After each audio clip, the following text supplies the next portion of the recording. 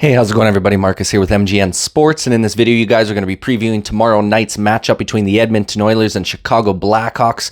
As you guys can tell, we got a little bit of a different background here. I am back to work, you guys, so we're going to be coming to you live from the middle of the northern tundra here in the oil patch, staying in camp for the next few weeks, you guys, so this is going to be home for me here.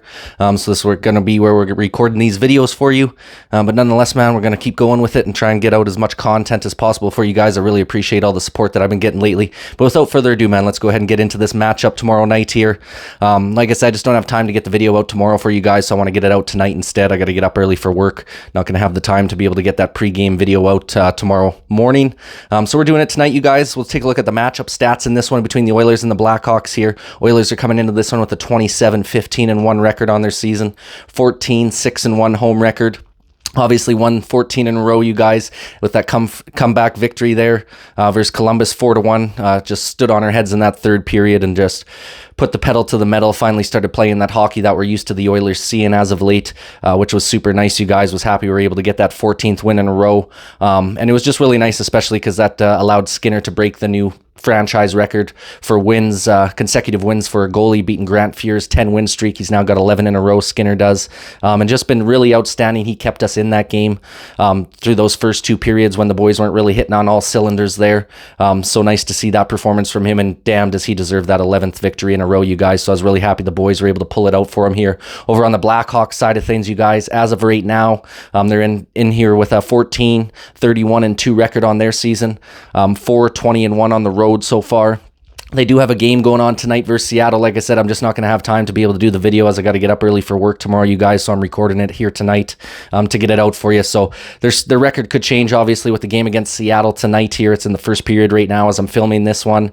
They did lose their last game as well, 2-0 versus Vancouver here.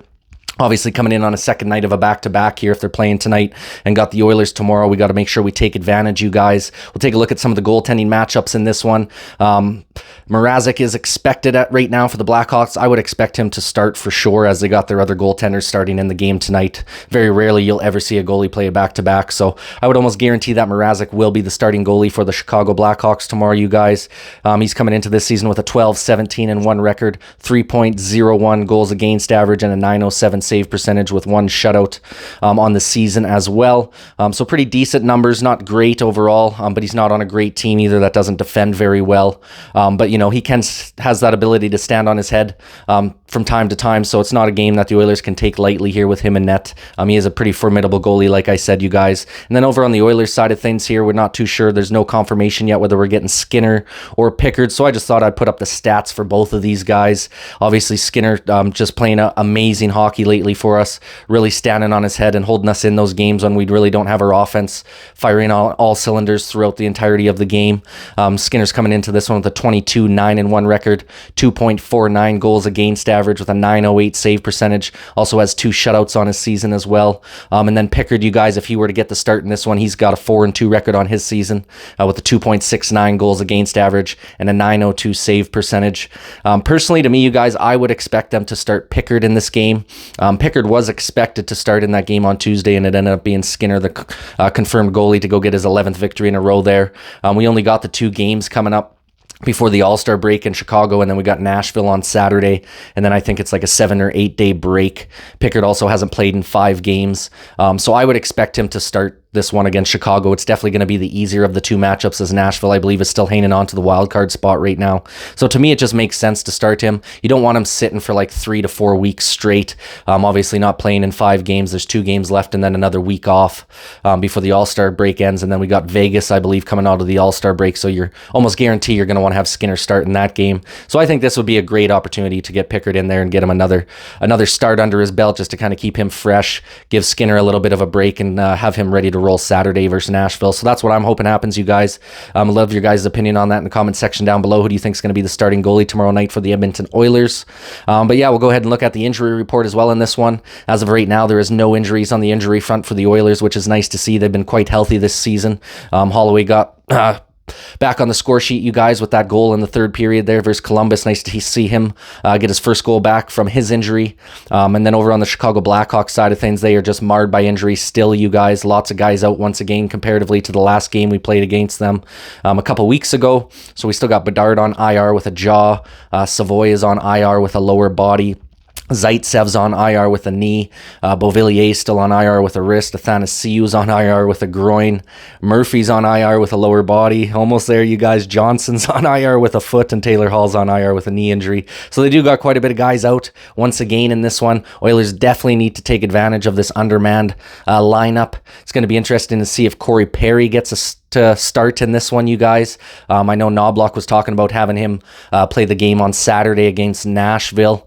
I'm curious to see if they're going to allow him to play in this game against Chicago, as it was the team that released him, kind of get back at him for releasing him there.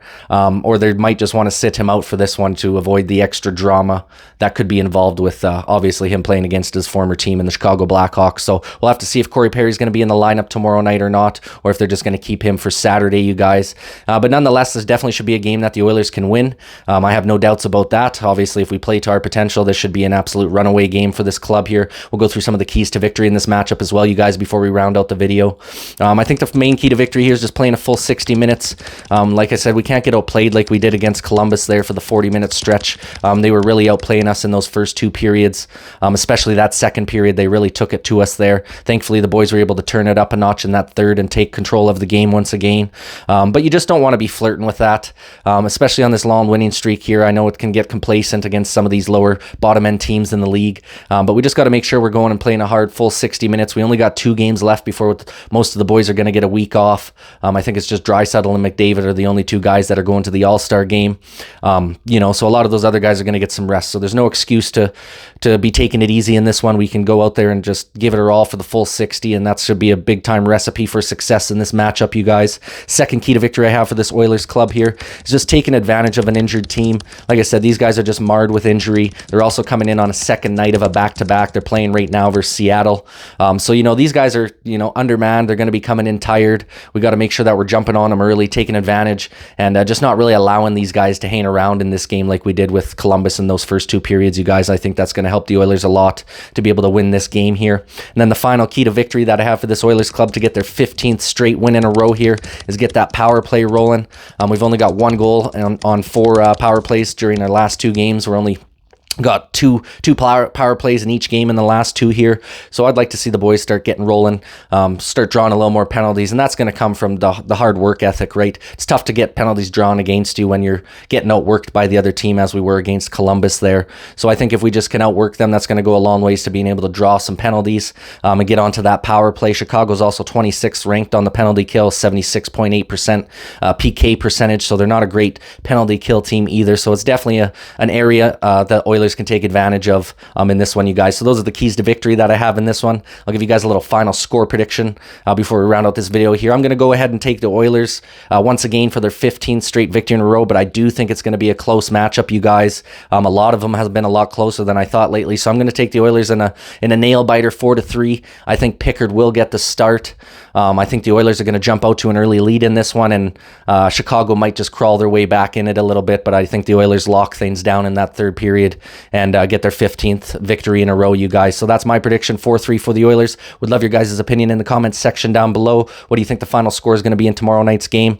And that's pretty much all I got for this one, you guys. I appreciate you guys watching, man, and this is Marcus with MGN Sports signing off. Peace.